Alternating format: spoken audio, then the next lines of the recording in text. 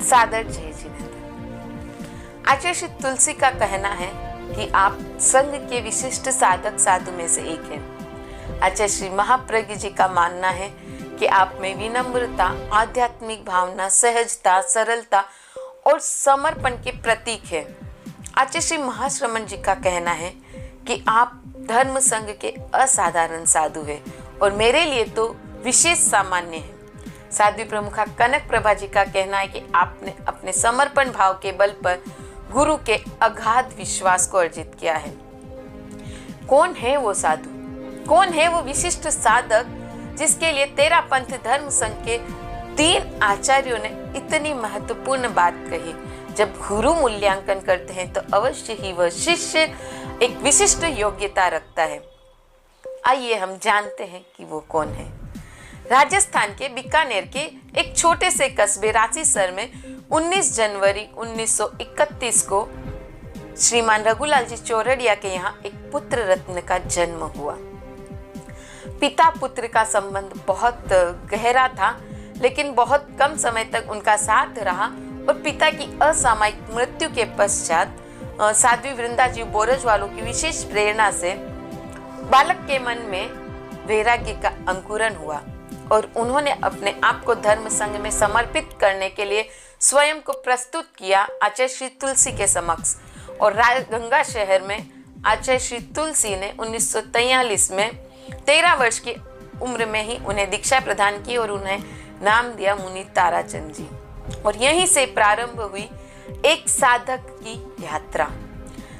दीक्षा के पश्चात मुनि चंपालाल जी स्वामी जिन्हें हम भाई जी महाराज के नाम से जानते हैं, उनके संरक्षण में आपने वंदना की और उनकी अंतर्मुखी प्रवृत्ति को देखते हुए आचार्य श्री तुलसी ने उन्हें मुनि मिठालाल जी स्वामी की वंदना करवाई। 17 वर्षों तक आप मुनि मिठालाल जी स्वामी के साथ रहे और उसके पश्चात विक्रम संवत 1977 कालू जन्म शताब्दी वर्ष छापर में आप आचार्य श्री तुलसी ने मुनि ताराचंद जी स्वामी को अग्रगण्य की वंदना करवाई और वहीं से शुरू हुई एक साधक की पद यात्रा। लगभग 2-3 प्रांतों को अगर हम छोड़ दें भारत के, तो उन्होंने लगभग सभी प्रांतों में पद यात्राएं की और ऐसा कहते हैं कि लगभग 46,700 किलोमीटर उन्होंने पद यात्राएं की। 132वें मर्यादा महोत्सव में लाडनू में आचार्य श्री महाप्रज्ञ जी ने उनके का किए गए कार्यों को धर्म संघ के प्रति उनके समर्पण भाव को देखते हुए उन्हें शासन गौरव अलंकरण से अलंकृत किया। और ये वो समय था जब अलंकरण खुद धन्य महसूस कर रहा था एक ऐसे मुनि को गौरवान्वित करके, या एक ऐसे मुनि से गौरवान्वित होकर। आपने न सिर्फ अपनी आत्मा का कल्याण किया वरन लोगों की आत्मा का भी कल्याण किया।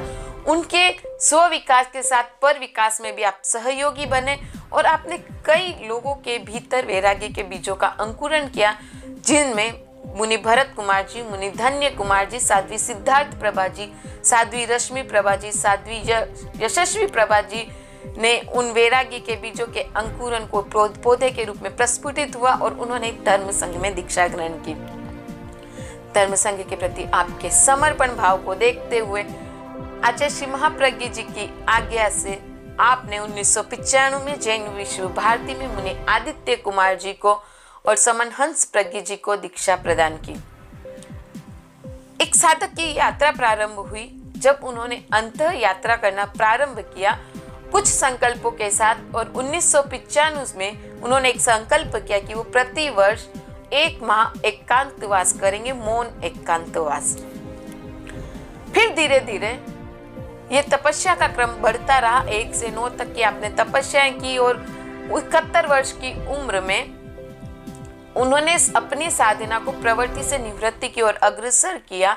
आचार्य श्री महाप्रज्ञ जी की अनुज्ञा उन्हें प्राप्त हुई और उन्होंने सरदार शहर में मौन पूर्वक सर्वेंद्रिय संयम की साधना प्रारंभ की और लगभग 5 वर्षों से आप सरदार शहर में ये साधना कर रहे हैं। 76 वर्ष उन्होंने एक सोचा हुआ था कि जब वो 76 वर्ष के हो जाएंगे तब वो वर्ष उनके लिए समाधि वर्ष कहलाएगा, और इसी का समाधि वर्ष को उन्होंने निर्धारित किया। और तदनुसार विक्रम संवत 2076 में कार्तिक माह में उन्होंने उपवास और एकांतर की तपस्या प्रारंभ की। मार्गशीर्ष माह में बेले की तपस्या प्रारंभ की।